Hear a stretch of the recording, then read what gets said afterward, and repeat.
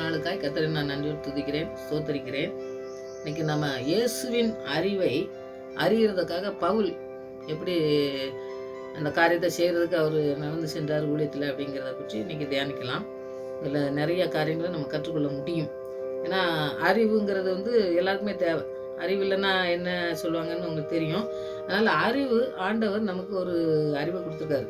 அப்போ அந்த அறிவை வளரணும் அப்படிங்கிறாரு. அந்த அறிவில் வளர்றதுக்காண்டி நான் என்ன செய்கிறேன் அப்படிங்கிறத சொல்கிறத பற்றி தான் நம்ம இன்னைக்கு தியானிப்போம். ஆண்டவர் இதுலேயே நமக்கு பெரிய காரியங்களை கற்றுத்தருவான்னு சொல்லி விசுவாசத்தோடு நம்ம ஜெயிப்போம். அந்த பெரிய காரியங்களை செய்வோம். ஜெயிப்போம். நல்ல தகப்பனே நமக்கு நன்றி செலுத்துகிற சுவாமி. பவுலை போல நாங்களும் ஆண்டவரே உங்களுடைய அறிவை நாங்கள் பெற்றுக்கொள்ளணும் ஆண்டவரே. எங்களுடைய அறிவு அல்ல ஆண்டவரே, உங்களுடைய அறிவுக்காக நாங்கள் என்ன செய்யணும் என்று எங்களுக்கு கற்றுத்தந்து எழுத வைத்து ஆண்டவரே, இந்த பவுலின் மூலம் எங்களுடைய வாழ்க்கையிலே நடந்து சென்று ஆண்டவரே எங்களுக்கு எழுத்தந்த அந்த வார்த்தைகளுக்காக நன்றி செலுத்துகிற சுவாமி. அப்படிப்பட்ட ஊழியங்களை செய்ய உமக்கென்று நாங்கள் அர்ப்பணித்து வாழ்கிற வாழ்க்கைக்குள்ளே நாங்கள் கடந்து செல்லத்தக்கதான கிருபை எங்களுக்கு தாரும். எங்களை அழைத்த நோக்கம் ஆண்டவரே, பவுல் அழைத்த நோக்கத்தை எப்படி செய்தாரோ அதுபோல் எங்களுடைய அழைப்பை நாங்கள் புரிந்து கொண்டு முழுவதுமாய் அர்ப்பணித்து அந்த அறிவிலே நாங்கள் வளர்ந்து பெருகத்தக்கதான கிருபையை தர வேண்டும் என்று ஆவியானவர்கிட்ட நாங்கள் கேட்டு பெற்றுக்கொண்டு உலகத்திலே வாழ ஆண்டவருக்கு சாட்சிகளாக நிற்க அநேக பிள்ளைகளை எழுப்ப என் தெய்வம் தாமே பயன்படுத்தணுமா ஜெபிக்கிறப்பா. எல்லா குறைகளையும் நேரவாக்கி தந்து எங்களை நடத்துகிற தேவன் பவுலை மாத்திரமல்ல எங்களையும் நடத்தி செல்ல வல்லமுள்ளவர் என்று இந்த வார்த்தையை தியானிக்கிறோம் ஆண்டவரே. வார்த்தையை தியானிக்கும் போது ஆவியானவர் எங்களோடு கூட பேச வேண்டுமா ஜெபிக்கிறோம். அப்படியே நீ செய்து வண்ணத்த போருக்காக நன்றி செலுத்துகிறோம். துதிக்கான மயம் எல்லாம் நமக்கே செலுத்துகிறேன். இயேசு ரட்சகர் நாமத்தில் ஜெபங்களுங்கனால பிதாவே, ஆமென். ஒரு பாடல் பாடி வசனத்துக்கிறேன்.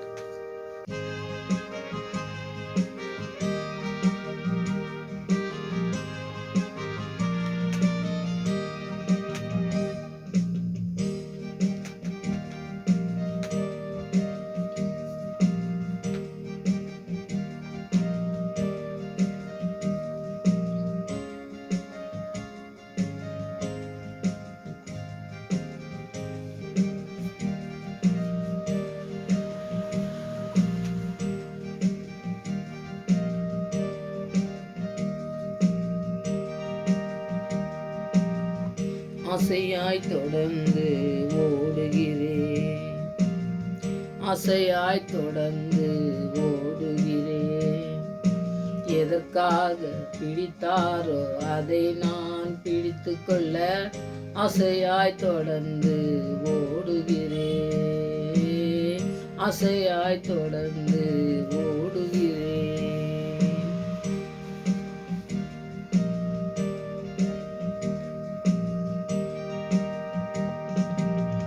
பின்னானவை மறந்தேன் நான், கண்முன்னே என் இயேசுதான். பின்னானவை மறந்தேன் நான், கண்முன்னே என் இயேசுதான்.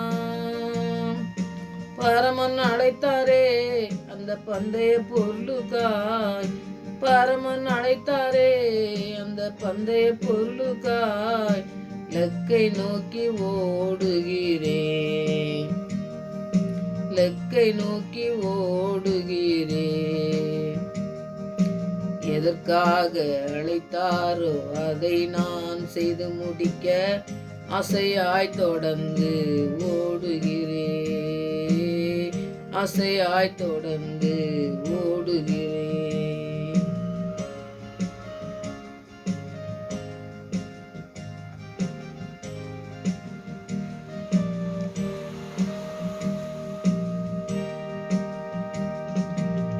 கர்த்தராம் கிறிஸ்து இயேசு ராஜாவை அறிகிற அறிவின் மேன்மைக்காக, கர்த்தராம் கிறிஸ்து இயேசு ராஜாவை அறிகிற அறிவின் மேன்மைக்காக, எல்லாமே பயனற்றவை நஷ்டம் குப்பையென, எல்லாமே பயனற்றவை நஷ்டம் குப்பையென தூக்கி நான் எறிந்து விட்டேன், தூக்கி நான் எறிந்து விட்டேன்.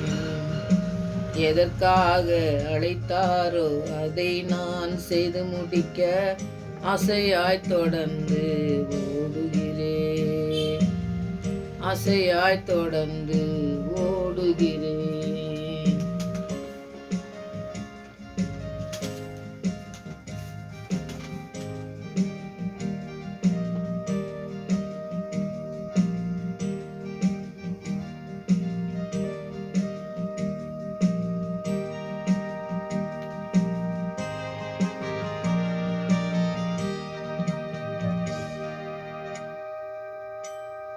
உலகத்தில் எத்தனையோ அறிவுகள் நமக்கு இருக்கலாம், படிப்பறிவு இருக்கலாம், மற்ற எல்லா காரியங்களில் உள்ள அறிவுகள் இருக்கலாம். ஆனால் அங்கே பவுல் என்ன எழுதியிருக்கிறாருன்னா, இயேசுவே அறிகிற அறிவுனால எல்லாவற்றையும் நஷ்டம்னு சொல்லுவார். அப்போ நம்ம அறிவு நிறைய படிச்சிருக்கோம், நம்ம வேலை நல்லா இருக்குது, நமக்கு பணம் இருக்குது, மற்ற வசதிகள் எல்லாமே இருக்குது. அந்த இதை வச்சுட்டு நாம் என்ன செய்யலாம், அந்த அறிவே நமக்கு போதும். நமக்கு நிறைய படித்து நிறைய பாருங்கள், சிலர் படிக்கிறதுக்கு எல்லா வசதியும் இருந்தாலும் கூட படிக்கிறதுக்கு முடியாதபடி எனக்கு படிப்பே வரல அப்படின்னு சொல்லி விடுறவங்க நிறைய பேர் இருக்காங்க. அப்படி இருக்கும் பொழுது நிறைய படிக்கிறவங்க, நிறைய படித்து நல்ல அறிவோடு நல்ல வேலை செய்கிறவங்க, நல்லா சம்பாதிக்கலாம், நல்லா எல்லா வசதியும் இருக்கும் பொழுது அந்த அறிவே போதும்னு சொல்லி இருந்திருக்கலாம். ஏன்னா பவுல் அப்படி தான் இருந்தார், நிறைய படிச்சிருந்தார், அவருக்கு வசதி மற்ற எல்லா காரியங்களும் அவருக்கு இருந்தது. ஆனால் இங்கே அவர் சொல்லும் பொழுது என்ன சொல்கிறாருன்னா, இயேசுவை அறிகிற அறிவுனால எனக்கு எல்லாம் நஷ்டம் அப்படின்னு சொல்லி சொல்கிறத நம்ம பார்க்கோம். அப்போ அந்த அறிவு என்ன அறிவு அப்படிங்கிறத நம்ம பார்க்கணும். இப்போ பவுலுக்கு மாத்திரமில்லை, நமக்கும் அந்த அறிவு வேணும். அந்த அறிவு இல்லாமல் நம்ம உலகத்தில் வாழ்ந்தோம்னாக்கி, ஆண்டவருடைய அறிவு இல்லாமல் நம்ம அறிவில் வாழ்ந்தோம்னாக்கி எப்படி இருப்போம் அப்படிங்கிறது தான் பவுல் கடைசியில் சொல்லிட்டாரு. இவர் அறிவை மாதிரி நமக்கு வேற எங்கேயுமே கிடைக்காது, இந்த அறிவுக்காண்டி நான் எல்லாத்தையுமே தூக்கி எறிஞ்சிருவேன்னு சொல்லி அவர் சொல்கிறத நம்ம பார்க்கணும். நம்முடைய வாழ்க்கையிலையும் பார்த்தீங்கன்னா ஆண்டவருடைய அறிவு நமக்கு தேவை. அவர் தான் நமக்கு அறிவுக்கு எல்லாத்தையும், நமக்கு புரியாத காரியங்கள்லாம் எல்லாவற்றையும் நமக்கு சொல்லித்தரதுக்கு சரியான பாதையில் நடத்தக்கூடிய அறிவை தரக்கூடிய ஒரு தகப்பன் நமக்கு. அதனால் இந்த உலகத்தில் இருக்கிறதோ உலக மனுஷங்கிட்ட நம்ம அறிவை போய் தேடி கண்டுபிடிச்சி அது கடைசி வரைக்கும் நம்மளை கரையை கொண்டு போய் சேர்த்து நம்மளை சரியான பாதையில் நடத்தாது உண்மையாக. அதனால பவுல் இதெல்லாம் பார்த்ததுனால அவர் நிறைய அவர் செஞ்ச காரியங்கள்லாம் நீங்கள் படிச்சிங்கன்னா தெரியும். அப்போஸ்தலர்லாம் நிறைய காரியங்கள் செஞ்சு நிறைய ஆண்டவரை பற்றி ஆண்டவரை பற்றி சொன்னவங்களெல்லாம் கொலை பண்ணுறது, இழுத்து கஷ்டப்படுத்துறது, இந்த மாதிரி துன்பப்படுத்துகிற ஒரு மனுஷனாக இருந்ததுனால உலகத்தில் உள்ள எல்லா காரியமும் தெரியும். ஏன்னா படித்ததில் எல்லாத்துலேயுமே இருந்ததுனால அவருக்கு எல்லாமே தெரியக்கூடிய காரியங்கள் தெரிஞ்ச ஒரு மனுஷனை வச்சு ஆண்டவர் நமக்கு எழுதி தந்திருக்கிறாருன்னா அதை நம்ம முழுமையாக நம்ம அதை படித்து அதை தியானித்து நம்ம அதன்படி நடக்கிறதுக்கு நம்ம அர்ப்பணிக்கணும். பவுல் எப்படி அர்ப்பணித்தாரோ அதுபோல் அர்ப்பணிக்கணும் அப்படிங்கிறது தான் இந்த சப்ஜெக்டின் நோக்கமே. அதனால் இயேசுவை அறிகிற அறிவுனால நஷ்டம் என்று என்ன, பவுலை போல நம்ம இருக்கணும். அதில் பிலிப்பியர் 3வது அத்தியாயத்தில் 7லேருந்து 11 வரைக்கும் நீங்கள் படித்து பார்த்தீங்கன்னா, ஆகிலும் எனக்கு லாபமாக இருந்தவைகள் எவ்வளோ அவை கிறிஸ்துவுக்காக நஷ்டம் என்று எண்ணினேன். அது மாத்திரமல்ல, என் கர்த்தராகிய கிறிஸ்து இயேசுவை அறிகிற அறிவின் மேன்மைக்காக எல்லாவற்றையும் நஷ்டம் என்று எண்ணிக்கொண்டிருக்கிறேன் அப்படின்னு சொல்லி அவர் சொல்கிறத பார்க்கும். அப்போ நஷ்டம் என்று என்ன, நம்ம அவருடைய மேன்மைக்காக, அறிகிற அறிவின் மேன்மைக்காக, இயேசு கிறிஸ்துவே அறிகிற அறிவு தான் என்ன மேன்மைப்படுத்த போகுது. அதனால் இந்த மற்ற அறிவுகள்லாம் எனக்கு இந்த படிப்போ மற்ற இதுமே அவர் குப்பைன்னு சொல்லி சொல்கிறத நீங்கள் பார்க்கலாம். அதனால் வார்த்தைகளில் நம்ம தியானிக்கும் பொழுதே பார்த்தீங்கன்னாக்கா அவர் சொல்லும் பொழுது இந்த பவுல் என்ன சொல்கிறாருன்னா, ஆண்டவரை அறிகிற அறிவு வேணும், அது இல்லைன்னா அதுதான் என்ன மேன்மைப்படுத்தும். அதுதான் அவர் எப்படி நம்மளை எத்தனை காரியங்கள் வந்தாலும் நம்மளை நஷ்டமாக இல்லாமல் நம்மளை நடத்தக்கூடிய அறிவை நமக்கு தருவாருங்கிறத அவர் உணர்ந்து கொண்டதுனால சொல்றாரு. நம்முடைய வாழ்க்கையில் அதை உணர்ந்து கொள்ளணும். நமக்கு நஷ்டம் ஏதோ உலகத்தில் இருக்கிறது நஷ்டமானால் போனால் போகுது, ஆண்டவர் நமக்கு கூட இருந்தாருன்னா நமக்கு போகும்னு சொல்லி நிறைய நீங்கள் மிஷினரிகளை தியானிச்சு பார்த்தீங்கன்னா தெரியும். அவங்க எத்தனையோ சொத்து பணங்கள் வசதிகள் எல்லாம் இருந்தாலும் கூட எல்லாத்தையும் கொண்டு வந்திருப்பாங்க. ஆனால் கொண்டு இங்கே ஆண்டவர்கிட்ட ஊழியம் பண்ண போகும்போது பார்த்தீங்கன்னாக்கா ஆண்டவரை நோக்கி பார்த்து தான் அவங்க எல்லாவற்றையும் செய்கிறது. நாங்கள் பணம் சம்பாதிக்கிறதுக்கோ மற்ற எதுவுமே செய்கிறதுக்கு அவங்க முதலிடம் கொடுக்குறதாவே நீங்கள் பார்க்கவே முடியாது. அப்படி இருக்கிற ஒரு காரியத்தை தான் இங்கே பவுல் எழுதியிருக்கிறாரு. நான் எத்தனை காரியங்கள் இருக்குது, எனக்கு ஆண்டவரை அறிகிற அறிவு எனக்கு வந்த பிறகு தான் நான் எப்படி இருந்தேன்னு சொல்கிறாரு. அதுக்கு முன்னாடி அப்படி இருந்தார், அதுக்கு பிறகு எப்படி இருந்தாருன்னு தான் இவர் சொல்கிறாரு. முக்கியமாக நமக்கு தேவை என்னென்னா ஆண்டவரை மகிமைப்படுத்துறது. நமக்கு நஷ்டமாக உலகத்தில் எது நஷ்டமானாலும் சரி, ஆண்டவரை மகிமைப்படுத்துகிற மேன்மைப்படுத்துகிற கூடிய காரியங்கள் நமக்கு இருக்கணுங்கிறது தான் பவுலுடைய ஆசை, நம்ம ஆசையும் இருக்கணும். அதனால் பவுலுடைய ஆசை நிறைவேறது எப்படின்னாக்கி, நம்ம எப்படினாலும் கிறிஸ்துவே ஆண்டவரை தான் நம்ம முழுமையாக நம்பி அவரை முழுமையாக அறிந்து கொள்ளணும். அவர் தான் நம்ம பக்கத்துலேருந்து நம்மளை நடத்தக்கூடிய காரியங்களை செய்வார். அவரோட நம்ம நெருக்கமாக இருக்கணும், நம்ம அவரோட உறவு கொள்ளணும். அவர் தான் நமக்கு எல்லா தகப்பன் தாய் எல்லாவற்றுக்கும் மேலானவர் அப்படின்னு சொல்லி இப்போ இதெல்லாம் நீங்கள் படிக்கும்போது பார்த்தீங்கன்னா முழுவதுமாக அவரை தான் சார்ந்திருக்கணும்னு சொல்லி அவர் சொல்கிறத நீங்கள் பார்க்கலாம். ஏன்னா அவர் என்னுடைய அறிவே இருக்கவே கூடாது அப்படிங்கிறார். என்னுடைய அறிவோ என்னுடைய திறமையோ எதையுமே வச்சு நான் இந்த காரியங்களை நான் செய்யலை அப்படிங்கிறது அவர் சொல்கிறத நீங்கள் பார்க்கலாம். ஆனால் அதை பற்றி அவர் எழுதும்போது பார்த்தீங்கன்னாக்கி கிறிஸ்துவே அறிக அவருடைய வார்த்தைக்கு முதலாவது பார்த்தீங்கன்னா ஒரு காரியமாக அவர் சொல்கிறத நீங்கள் பார்த்தீங்கன்னாக்கி நிறைய காரியங்கள் நீங்கள் கற்றுக்கொள்ள முடியும். கிறிஸ்துவை பற்றிய அறிவு அவருடைய வார்த்தைக்கு செவி கொடுக்கும்போது அவருடைய ஆவியை பின்பற்றும் போதும் நமக்கு வந்து அந்த மேன்மை, அதாவது அவருடைய அறிவு எப்படி கிடைக்கும் அப்படின்னு சொல்லும் பொழுது அவர் வந்து விளக்கம் கொடுக்கறத நீங்கள் பார்க்கலாம். அவருடைய வார்த்தைக்கு செவி கொடுக்கும்போது அடுத்தது அவருடைய கிரியைகளை அவர் என்ன செஞ்சிருக்காருங்கிறத உணர்ந்து கொள்ளும் பொழுது நமக்கு அவருடைய அறிவை நம்ம பெற்றுக்கொண்டோம்னு சொல்லி நம்ம தியானிக்கலாம். அடுத்தது விசுவாசத்துடன் கீழ்ப்படியணும். அவர்கிட்ட நம்பி நமக்கு இதை செய்வார் அப்படிங்கிற ஒரு நம்பிக்கையோட நம்ம கீழ்ப்படுகிற பிள்ளைங்களா இருக்கணும். அடுத்தது பார்த்தீங்கன்னாக்கி அவருடைய நோக்கத்தை நம்மளை வந்து என்ன நோக்கத்தோடு நம்மளை நடத்துவார் அப்படிங்கிறதுல நம்ம புரிஞ்சுக்கிட்டு நம்ம செஞ்சோம்னா, இப்போ அவரை பவுல் அழைக்கும் போது அவர் வந்து எப்படி அழைச்சாரு பாருங்க. அவர் வந்து நான் எங்கெல்லாம் எப்படி உன்னை வழி நடத்துவேங்கிறதெல்லாம் முன்னாடியே சொல்லிட்டாரு. கஷ்டங்கள் வரும், பிரச்சனைகள் வரும், எல்லாம் வரும்னு சொன்னார். ஆனால் அவர் அதுலேயும் வந்து என்ன செஞ்சார், நின்று ஆண்டவர் நம்மளோட கூட இருக்கிறதுனால நமக்கு என்ன பயம் அப்படிங்கிறத நமக்கெல்லாம் சொல்லியிருந்தோம்னாக்கி முன்னாடியே சொல்லியிருந்தோம்னா நம்ம பயந்துட்டு ஒரு விட போக மாட்டோம்னு சொல்லியிருக்கலாம். ஆனால் பவுல் வந்து அப்படி சொல்லவே செய்யலை, போயிருக்காரு. அப்போ அவருடைய நோக்கத்தை அறிஞ்சிக்கிட்டு அவரோட இணைந்து செயல்படுறதுக்கு நீங்கள் மட்டும் தான் எங்களோட கூட இருந்து என்னை வந்து நடத்தணும் ஆண்டவரேன்னு சொல்லி இந்த பவுலை செய்கிறத நீங்கள் அந்த காரியத்தை நீங்கள் பார்க்கலாம். அடுத்தது பார்த்தீங்கன்னா அவரோட ஐக்கியம் கொண்டுட்டு அவர் தான் நமக்கு எல்லாவற்றையும் எல்லா கிருபையும் தந்து நம்மளை நடத்துகிறவர். அப்படிங்கிற கிருபைங்கிறது இலவசமாக தர்றதுன்னு நம்ம தெரியும். அப்படிப்பட்ட கிருபையை நமக்கு தந்து நடத்துகிறவர் அப்படிங்கிறத நம்ம மூலமாக நம்ம நம்பி ஜெபிக்கும் பொழுது அவருடைய அறிவில் நம்ம நடக்குங்கிற சப்ஜெக்ட் தான் நான் இப்போ சொல்லிட்டு வரேன். அடுத்தது பார்த்திங்கன்னா அவர் உயிர்த்தெழுதலின் வல்லமையை நம்ம அறிஞ்சுக்கணும். அவர் வந்து நம்மளையும் உயிர்த்தெழ செய்வார். நாம் வந்து அவர் உயிர்த்தெழுந்ததுனால அவருக்கு வந்து வல்லமை இருக்குது. அந்த வல்லமையின் அறிவு அது வந்து நம்ம உலகத்தில் எங்கேயுமே நம்ம பெற்றுக்கொள்ளவே முடியாத அறிவை வந்து நமக்கு தரக்கூடிய ஆண்டவர் நமக்கு இருக்கார் அப்படிங்கிறத நம்ம புரிஞ்சுக்கிட்டா தான் நம்ம வந்து ஆண்டவரை நம்பவே முடியும், விசுவாசிக்க முடியும். அடுத்து பார்த்தீங்கன்னா நம்மளை வாழ்க்கையை வந்து புதுப்பிக்கக்கூடிய காரியங்களை செய்கிறவர். அடுத்தது வரங்கள்னால அவர் வந்து அலங்கரித்து நம்மளை சாட்சியாக வாழக்கூடிய, ஆனால் நீ எங்கேனாலும் எனக்கு சாட்சி சொல்வேன்னு சொல்லி ஆண்டவர் சொல்வார். அங்கே எல்லாம் பவுல் போகிறத நீங்கள் பார்க்கலாம்.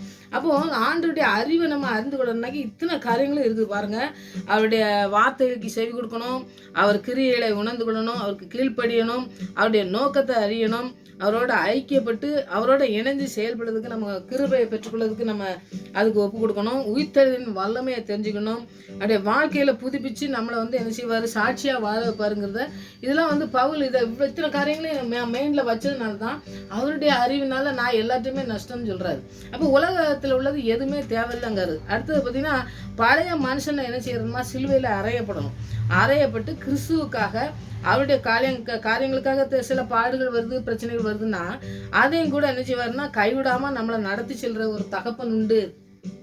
அவருடைய அறிவு தான் எனக்கு வேணும், என் அறிவில் நான் எங்கேயுமே போக மாட்டேன் அப்படின்னு சொல்லி பவுல் வந்து அர்ப்பணித்து அவர் ஜெபிக்கிறத நீங்கள் பார்க்கலாம். அதனால் அந்த காரியங்களை செய்கிறதுக்கு நீங்கள் ஆண்டவருடைய காரியங்களை செய்யணும்னா, ஆண்டவருடைய அறிவை பெற்றுக்கணும்னா இத்தனை காரியங்கள் நம்ம செயல்படுத்தும் பொழுது நம்முடைய அறிவுக்கு ஏற்ற மாதிரி நம்ம போகவே மாட்டோம். அப்போ வந்து நம்ம வாழ்க்கையே வந்து மாறி ஆண்டவருக்கு பிரியமான காரியங்களை செய்யணும் அப்படிங்கிற ஒரு நோக்கம் வந்து நமக்கு தெரியும். அப்போ அந்த நோக்கத்தின்படி நம்ம செயல்படுத்தும் போது ஆண்டவருடைய அறிவை நம்ம பெற்றுக்கொண்டோங்கிறத நம்ம தியானிக்கலாம். அப்போ பாருங்கள், ஆண்டவர் வந்து ஆண்டவருடைய மேன்மையாக நமக்கு எல்லாம் நம்ம இந்த கிறிஸ்துவுக்காக நான் எல்லாத்தையும் நஷ்டம்ட்டு எண்ணிட்டேன், கிறிஸ்துவ தான் எனக்கு எல்லாத்தையும் கண்டடையிறதுக்கு எனக்கு எல்லா செல்வத்தோட எத்தனையோ செல்வங்கள் இருந்தாலும் சரி, எத்தனையோ படிப்பு, எத்தனையோ பதவிகள் எத்தனையோ இருந்தாலும் சரி, எனக்கு அதெல்லாம் குப்பை அப்படின்னு சொல்லிட்டு அவர் என்ன செய்தாருன்னா நான் எனக்கு எல்லாத்தையும் இழந்துருவேன், ஆனால் ஆண்டவருடைய அறிவில் மட்டும் நான் மேன்மைப்படுத்த அவர் எனக்கு என்னோட கூட இருக்கணும் அப்படிங்கிறத செய்கிறதுக்காண்டி அவர் சொல்கிற காரியங்களை ஒரு 5 காரியங்களை நீங்கள் பார்த்தீங்கன்னாக்கி அவர் எப்படி இந்த அறிவை பெற்றுக்கொள்றதுக்கு அவர் எல்லாத்தையும் இழந்தார் அப்படிங்கிறதுக்கு பார்த்தீங்கன்னாக்கி எல்லாவற்றையும் இழந்து உலக பொருட்களை எல்லாவற்றையுமே வேண்டான்னு சொல்லி ஒதுக்குனாருன்னு நான் முதல்ல சொன்னேன். இது நிறைய காரியங்கள் நீங்கள் இதை குறித்து படிச்சிங்கன்னாக்கி நிறைய காரியங்கள் நீங்கள் இன்னும் அதிகமாக கற்றுக்கொள்ள முடியும். அதனால தான் நான் இதை சொல்கிறேன். முதலாவது பார்த்தீங்கன்னா உலக பொருட்களிலும் ஆண்டவருடைய அறிவு தான் நமக்கு மேன்மையானது அப்படிங்கிறத முதலாவது தெரிஞ்சுக்கிட்டாரு. ரெண்டாவது பார்த்தீங்கன்னா சரீர பிரகாரமான நிலையிலையும் ஆண்டவர் மாத்திரம்தான் என்னை வந்து அறிவில் அவர் நடத்தணும்னு சொல்கிறாரு. அறிவு கூர்மையாக இருந்தாலும், எனக்கு எவ்வளோ அறிவு கூர்மையாக இருந்தாலும் அது ஒன்றுக்கும் உதவாது. ஆண்டோடைய அறிவு தான் எனக்கு மேன்மைப்படுத்தும் அப்படிங்கிறாரு. அப்புறம் நான் ஒழுக்கமாக இருக்கேன், நான் பரிசுத்தமாக இருக்கேன் அப்படிங்கிறதுலையும் நம்ம சொந்த இதில் போய் நம்ம பரிசுத்தமாக வாழ முடியாது. ஆண்டவருக்கு பிரியமான காரியங்களை நம்ம நடத்த முடியாது. அவருடைய அறிவு எனக்கு இருந்தால் தான் நான் ஒழுக்கமாக இருக்க முடியும். நான் அவருடைய சொல்கிற காரியங்களில் நான் செயல்படுத்தி பரிசுத்தமாக வாழ முடியுங்கிறாரு. அப்புறம் பார்த்தா மத ஒழுக்கங்கள், அதாவது அவர் வந்து எனக்கு தெரிஞ்சதை தான் நான் செய்கிறேன் அப்படின்னு சொல்லி சரியாக செய்கிறேன்னு சொல்லிட்டு அந்த மதத்தை போய் அந்த ஆண்டவர் பிரியமான காரியங்கள் செய்யாதபடி செஞ்சார் பார்த்தீங்களா. அப்படி நான் நான் எல்லாத்தையும் நான் வைராக்கியமாக இருந்தேன் அப்படின்னு சொல்லி சொல்கிறாரு. அப்போ பக்தி வைராக்கியமாக இருந்தேன்னு சொல்கிறாரு. அப்போ பக்தியில் வந்து ஆண்டவருக்கு பிரியமாக செய்யலை. அப்போ அந்த காரியங்கள்லாம் நான் வெறுத்துறணும். இவைகளை எல்லாவளோடும் கூட ஒப்பிட்டு பார்க்கும்போது இதெல்லாம் பார்க்காரு. இத்தனை காரியங்கள் வரும்பொழுது பார்க்கும்போது மிக பெரிதான ஒரு லாபத்தோடு நமக்கு கிடைக்கிறது. உண்மையான லாபம் எதுனாக்கி ஆண்டோடைய அறிவை நான் பெற்றுக்கொண்டு அவருடைய ரட்சிப்பை பெற்றுக்கொண்டா மாத்திரம்தான் எனக்கு அந்த காரியங்கள் நடக்கும் அப்படிங்கிறத சொல்கிறாரு. அதனால் ஆண்டோடைய அறிவை பெற்றுக்கொண்டு வாழ்ந்த ஒரு மனுஷன் எழுதின காரியங்கள் எத்தனை பாருங்க, இன்னும் நிறைய இருக்குது. நீங்கள் படிச்சுட்டு நீங்கள் அதெல்லாம் தியானிச்சிங்கன்னாக்கி ஆண்டவர் உங்களோட கூட பேசுவார்னு சொல்லி நான் விசுவாசிக்கேன். அதனால் இந்த காரியங்களாம் உலக காரியங்கள் எல்லாமே சரியாக செய்யணும்னாக்கி அவருடைய அறிவு நமக்கு வேணும். அவருடைய அறிவில் நம்ம வளர்ந்தாதான் இந்த உலக காரியங்களில் இருக்கிற காரியங்கள்லாம் நம்ம முதலிடம் கொடுத்து நம்ம தவறி போகிறோம் பார்த்தீங்களா. அந்த மாதிரி காரியங்கள் இல்லாதபடி ஆண்டவர் நம்மளை நடத்துறதுக்கு நம்ம அர்ப்பணிக்கணும். ரெண்டாவது பார்த்தீங்கன்னாக்கி ரோமர் 6வது அதிகாரத்தில் 5:6 நீங்கள் படித்து பார்த்தீங்கன்னாக்கி, ஆகையால் அவருடைய மரணத்தின் சாயலில் நான் இணைக்கப்பட்டவளானால் அவர் உயிர்த்தெழுதின் சாயலிலும் இணைக்கப்பட்டு இருப்போம். நாம் இனி பாவத்துக்கு ஒளிஞ்சாதபடிக்கு பாவ சரீரம் ஒளிந்து போகும் பொருட்டாக நம்முடைய பழைய மனுஷன் அவரோடு கூட சிலுவையில் அறையப்பட்டான் என்று அறிந்திருக்கிறோம் அப்படின்னு சொல்லி சொல்றாரு. ஏன்னா பாவம் செய்கிற மனுஷன் பாவம் செஞ்சான்னா மரணம் அப்படின்னு சொல்றாருல ஆண்டவர். அது மாதிரி பாவத்தை செஞ்சிட்டு இருக்கோம் நம்ம சரீரம். அந்த பாவத்துல இந்த சரீரத்தை வந்து ஆண்டவராக இயேசு கிறிஸ்து உயிர்த்திருந்ததுனால நமக்கு வந்து என்ன செஞ்சது, நமக்கு ஒரு மீட்பு கிடைச்சது. அப்படிப்பட்ட மீட்பின் அறிவை நான் அறிஞ்சு விடணும் அப்படிங்கிறாரு. அப்போ அவர் நீதி செய்கிற கிறிஸ்து. அவர் வந்து நீதி செய்கிறதுனால அவரை எப்படி அவருடைய அறிவை பெற்றுக்கொள்ளணும் அப்படிங்கிற போது பார்த்தீங்கன்னாக்கி அவர் நம்ம இருதயத்தில் வாழுகிறார். நம்ம இருதயத்தில் வாழணும் அவர். அப்போ நீங்கள் சொல்றாருன்னா இருதயத்தை எனக்கு பாடல்லாம் இருக்குது. மகனே உன் இதயத்தை எனக்கு தான் சொல்லி பாடலாம் இருக்குல்ல. அது மாதிரி பாடும் பொழுதே பார்த்தீங்கன்னாக்கி நம்ம ஆண்டுகிட்ட தியானிக்கும் பொழுதே அவர் வந்து நம்ம இருதயத்தில் வாழுகிறவராக இருக்கணும். ஒரு நிறைய இருதயத்தில் வாழ்கிறான்னு சொல்லுவாங்க. அந்த இருதயத்தில் வாழுகிற ஒரு நல்ல தகப்பன். ஏன்னா இருதயத்தில் வாசம் பண்ணும்பொழுது தான் இந்த இருதயம் தான் மெயினாக கேடுபாடு உள்ளதுன்னு சொல்லி நம்ம வேதத்தில் வாசிக்கும். அப்போ அது கேடுபாடு உள்ளதா இருதயத்தை வந்து ஆண்டவர் வந்து உள்ள வாசம் பண்ணும் பொழுது அவருடைய அறிவை நம்ம பெற்றுக்கொள்ளுவோம். அவருடைய வாழ்க்கையிலையும் நம்ம எல்லா காரியங்களையும் செய்து முடிக்க முடியும். அதனால அவர் செய்தார், இருதயத்தில் அவர் வாழுதார் ஃபர்ஸ்ட். ரெண்டாவது பார்த்தீங்கன்னா நம்முடைய உள்ளத்தில் குடியிருப்பதால் அவர் நீதியாக வாழறதுக்கு நம்மளால் நடத்துகிறார். அவருடைய அறிவு இருக்கும் பொழுது நம்ம உள்ளத்தில் இருக்கும்போது நம்மளோட குடி இருக்காரு, நம்மளோட கூட அவர் தான் இருக்காரு. அப்படி இங்கே இருக்கும்போது தான் நம்ம வந்து நீதியாக வாழ முடியும். ஆண்டவருடைய நீதியை நம்ம பெற்றுக்கொண்டு அவருடைய அறிவில் தான் நம்ம அதை வாழ முடியும் அப்படிங்கிறத அவர் சொல்கிறத நீங்கள் பார்க்கலாம். அப்போ நம்ம உலக வாழ்க்கையில் நம்ம ஆண்டவருடைய வார்த்தை இல்லைனாக்கி நம்ம வாழ்க்கையில் எதுவுமே சரியான பாதையில் போகவே செய்யாது. அதனால் பழைய மனுஷனும் பாவ சரீரம் அப்படிங்கிறதுக்கும் நிறைய விளக்கங்கள் இருக்குது.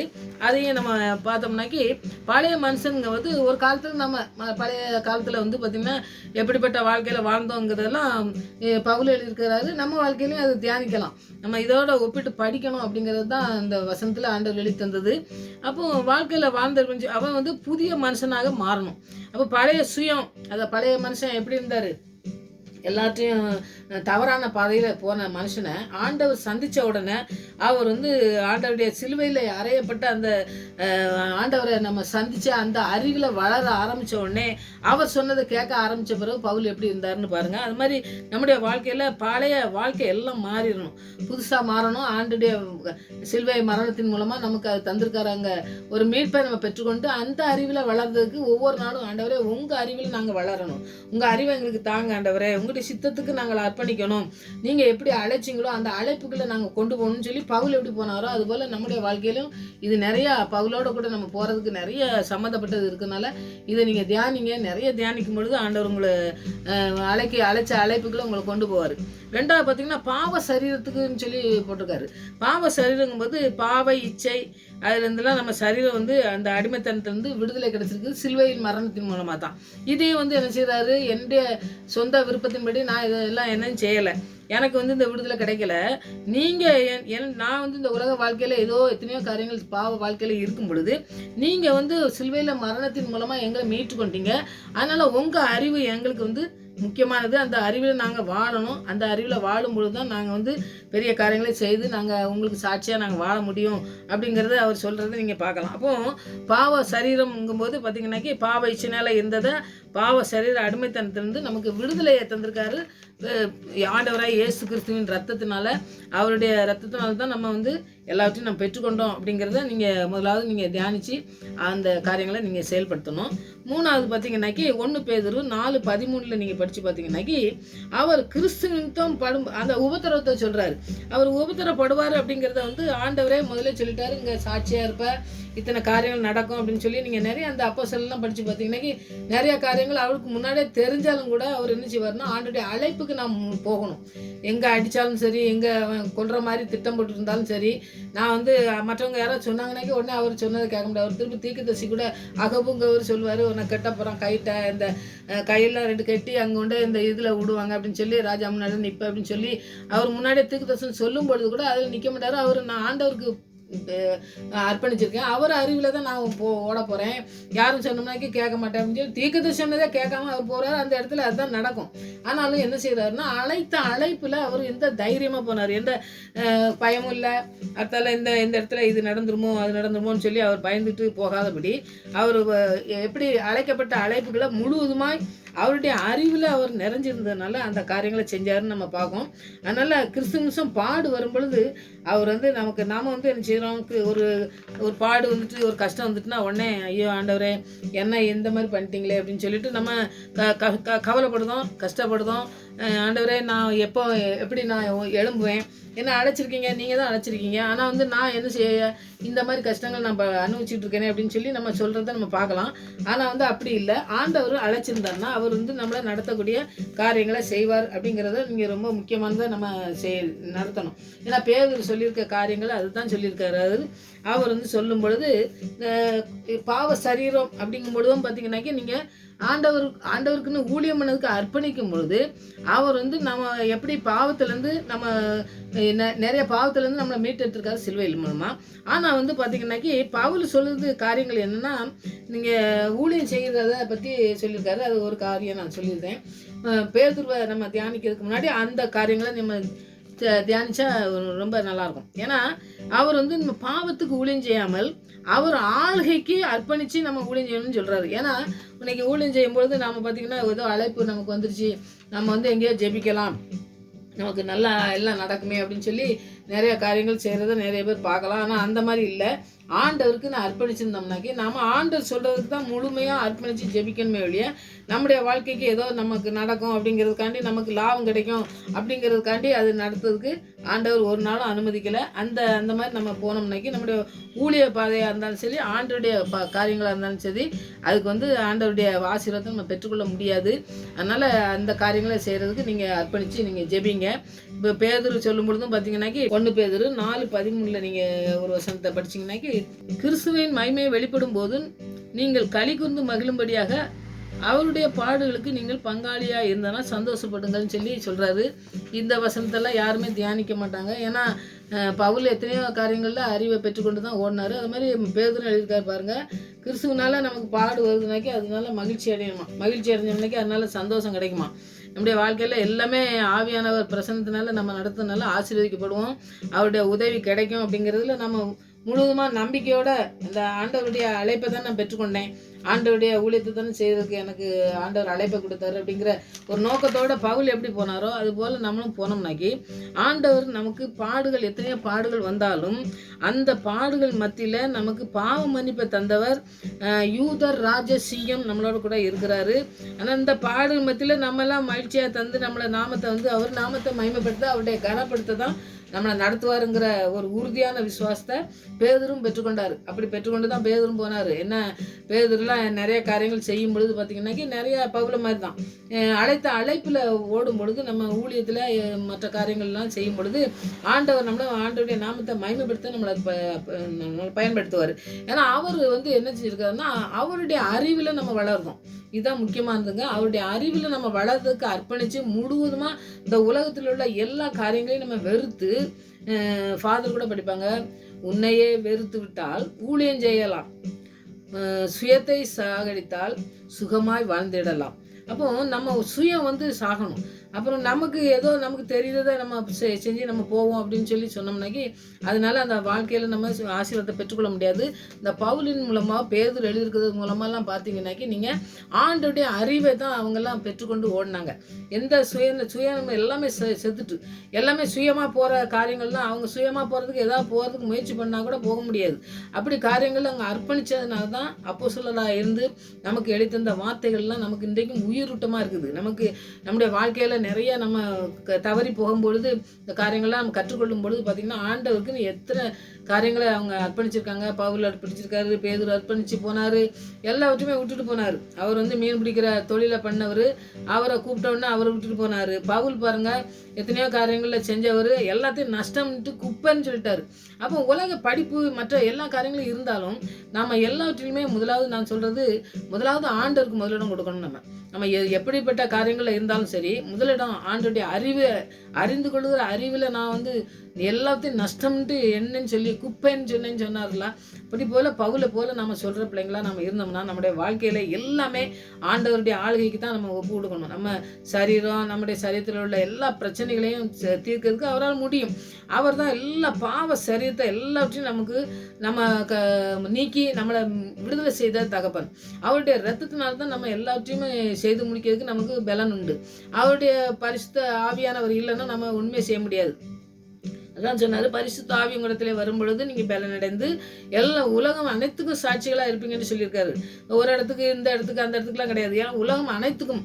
அப்போ அப்படி சாட்சியாக நிற்க சொன்ன தேவனுடைய ஆளுகைக்கு அவருடைய அறிவை அறிகிற அறிவில், அந்த அறிவில் நம்ம ஓடும் பொழுது தான் இந்த அறிவில் நம்ம பெருக முடியும். உலகத்தில் நம்ம எல்லா காரியங்களையும் செய்து அதில் ஜெயத்தை பெற்றுக்கொண்டு ஆண்டவருக்கு சாட்சிகளாகவும் மற்றவங்களுக்கும் அந்த சாட்சிகளை சொல்லுகிற பிள்ளைகளாக நம்மளை நடத்துறதுக்கு நீங்கள் நம்ம அர்ப்பணிப்போம். அந்த அறிவு ஆண்டவருடைய அறிகிற அறிவில் நம்ம எல்லாவற்றையும் நம்ம இழந்து எல்லாவற்றையும் ஆண்டவருடைய பாதத்தில் அர்ப்பணிச்சுட்டு நம்ம ஜெபிக்கிற பிள்ளைங்களாக இருக்கணும். எல்லாவற்றையும் முழுவதுமாய் அர்ப்பணிக்கணும்னு நம்ம சொல்கிறோம். ஆனால் சில காரியங்கள் நம்ம சிந்தனைக்கு ஏதோ நம்ம விருப்பப்படி இருக்கும். அப்படி இல்லாதபடி இன்றைக்கி முழுவதுமாக ஆண்டவரே நீங்கள் பவுல் எப்படி நமக்கு அர்ப்பணித்தாரோ அதுபோல் நாங்கள் உங்கள் அறிவில் நாங்கள் வளர்கிறதுக்கு எங்களை முழுவதுமாக அர்ப்பணிக்க ஆண்டவரே. நீங்கள் உங்களுடைய நாமத்தை மகிமைப்படுத்துறதுக்காக இந்த உலக பாடுகள் வரும்னு பேதுரு எழுதுனதையும் சரி, நாங்கள் எத்தனையோ பாடுகள் வந்தாலும் சரி அந்த பாடுகள் மத்தியில் எங்களை உருவாக்கி உமக்கு சாட்சிகளாக நிற்கிறதுக்கு எங்களை உங்கள் நாமத்தை கனப்படுத்துவீங்க சுவாமி. அதுக்காக நாங்கள் இந்த ஏதோ ஒரு உபத்திரம் வரும்பொழுது நாங்கள் அப்படியே தோர்ந்து விழுந்து விடாதபடி எங்களுக்கு உதவி செய்கிற எபினேசராக இருந்து எங்களை நடத்தி செல்லுங்க ஆண்டவரேன்னு சொல்லி நீங்கள் பவுலையும் பேதுருவும் மாத்திரமல்ல எங்களையும் நடத்த அந்த அறிவில் வளரத்தக்கதான கிருபையை இந்த நாளில் நீங்கள் எங்களுக்கு தந்தே எங்களை வழி நடத்தணும் சுவாமி அப்படின்னு சொல்லி நம்ம முழுவதுமாக அர்ப்பணித்து ஜெபிப்போம். இன்றைக்கி அப்படியே செய்வார். நம்மளை மாத்திரம் இல்லை, நம்முடைய பிள்ளைகளை நடத்துவார். பிள்ளைகளை கொண்டு அநேக பிள்ளைகளை எடுத்து பயன்படுத்துகிற பிள்ளைகளாக மாற்ற இந்த நாட்களில் நீங்கள் அர்ப்பணிங்க. அற்புதமாக ஆண்டவர் நடத்துறதை நம்ம கண்டு ஆண்டவரை மகிமைப்படுத்துவோம். அப்படி செய்ய ஆண்டவர்கிட்ட ஜெபிப்போம். ஆண்டவர் பெரிய காரியமே செய்வார். ஆமென். ஜெபிப்போம். மறக்கப்படுவதில்லை, நான் உம்மால் மறக்கப்படுவதில்லை. கலக்கமில்லை, கவலை இல்லை, கைவிட நீர் மனிதனல்ல. கலக்கமில்லை, கவலை இல்லை, கைவிட நீர் மனிதனல்ல. மறக்கப்படுவதில்லை, நான் உம்மால் மறக்கப்படுவதில்லை.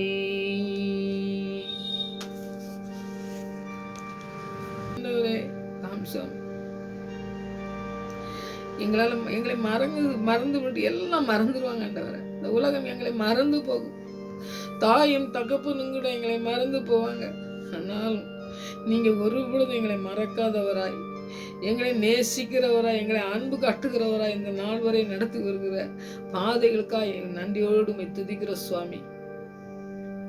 ராஜா, இந்த பவுல் ஆண்டவரே, எல்லாம் இந்த எத்தனையோ காரியங்களை வெறுத்து தள்ள எங்களுக்காக எழுதி தந்திருக்கிற இந்த வார்த்தைகளுக்காக நன்றி சுவாமி. உங்களை அறிவை அறிந்து கொள்கிற அறிவிலே நாங்கள் வளர, எல்லாவற்றையும் நஷ்டமா என்ன எங்களுக்கும் நீங்க கற்றுத்தாங்க ஆண்டவரே. அந்த அறிவை நாங்களுக்கு பெற்றுக்கொள்ளணும் ஆண்டவரே. அந்த அறிவை பெற்றுக்கொள்ளும் போதுதான் நாங்கள் உலகத்திலே ஆண்டவரே பாவம் இல்லாத வாழ்க்கை, பரிசுத்த வாழ்க்கை, தேவனுக்கு பிரியமான வாழ்க்கை வாழ்ந்து அவருடைய நாமத்தை மகிமைப்படுத்துகிற பிள்ளைகளா நாங்கள் வாழ்வோம் என்று பவுல் எழுதித்தந்தது போல ஆண்டவரே பவுலை கொண்டு எத்தனை ஆண்டவரே காரியங்களை எங்களுக்கு கற்றுத்தந்திருக்கீங்க. நன்றி செலுத்துறப்பா. நாங்களும் வாழ்க்கையில எல்லாவற்றையும், இந்த உலக வாழ்க்கையில எல்லாவற்றையும் வெறுத்து தள்ளிவிட்டு சிலுவையிலே எங்களுக்காக சிந்தப்பட்ட அந்த இரத்தம், இந்த கிருபை தந்து எங்களை மீட்டெடுத்து எங்களை ஆண்டவரே இந்த அடிமைத்தனத்திலிருந்து எங்களை விடுதலை செய்த தேவனுடைய அறிவிலே நாங்கள் வளர்ந்து பெறுக முற்றிலுமாய் நாங்கள் அர்ப்பணிக்க கிருபை தாங்க ஆண்டவரே. பிள்ளைகளை அர்ப்பணிக்கட்டும் ஆண்டவரே, முற்றிலுமாய் அர்ப்பணிக்கட்டும், முழுவதுமாய் அர்ப்பணிக்கட்டும் ஆண்டவரே. இப்படிப்பட்ட காரியங்களை செய்ய நீங்க மாத்திரம் தான் எங்களுக்கு போதுமானவராய் இருக்கிறபடியால் உம்மிடத்துல நாங்கள் அர்ப்பணிக்கிறோம் சுவாமி. நாட்களை அப்படியே நடத்தி செல்ல வேண்டுமா ஜெபிக்கிறோம். பேதுரு எழுதுனது போல எத்தனையோ பாடுகள் வந்த பொழுதும் ஆண்டவரே, அவங்க ஆண்டவரே பின்வாங்காதபடி ஆண்டவரே உம்முடைய அறிவில இருந்ததுனால அவங்க முழுவதுமாய் நடந்து சென்று கடந்து சென்று எத்தனையோ இரத்த சாட்சிகளா ஆண்டவரை மரித்த பொழுதும் ஆண்டவரே அவங்க உண்மையா இருந்தாங்களே, அதுபோல நாங்களும் உண்மையாய் உம்முடைய அன்பிலே நிலைத்து நிற்கத்தக்கதான அறிவை நீங்க தர வேண்டுமா ஜெபிக்கிறையா. உங்க அறிவு இருந்ததுனால தான் அவங்க நின்னாங்க சுவாமி. அப்படிப்பட்ட அறிவை எங்களுக்கு இந்த நாட்களே பெற்றுக்கொள்ளணும் ஆண்டவரே. இந்த உலகத்தை நாங்கள் ஆண்டவரே மேன்மைப்படுத்தாதபடி என் தேவனுடைய அறிவை மேன்மைப்படுத்தி நாங்கள் ஓட எங்களுக்கு நீங்க கிருபை பாராட்ட வேண்டுமா ஜெபிக்கிறையா. அப்படிப்பட்ட ஆவியானவர் இந்த நாட்களே ஊற்றி எங்களை வழி நடத்தத்தக்கதாய் உங்களுடைய கருத்திலே அர்ப்பணிக்கிறோம் சுவாமி. பழைய மனிதன் ஆண்டவரை அழியவும் புதிய மனுஷனை, புதிய சரீரத்தை நாங்கள் தரித்து கொண்டு புதிய சரீரத்துக்களே என் தேவனுடைய அறிவிலே வளர்கிற அந்த இருதயங்களை, அந்த சரீரத்தில் ஒவ்வொரு உறுப்புகளும் ஆண்டவரை செயல்படுத்தப்பட தேவன் ஆவியானவரை ஆண்டவரை அனுப்பி ஒவ்வொரு பிள்ளையுடைய இருதயத்திலும், ஒவ்வொரு பிள்ளையுடைய சரீரத்திலும், சிந்தனையிலும், இருதயத்திலும் ஆண்டவரை வாசம் செய்து இந்த நாட்களே சாட்சிகளாய் நிறுத்த போவதற்காக நன்றி செலுத்துறப்பா.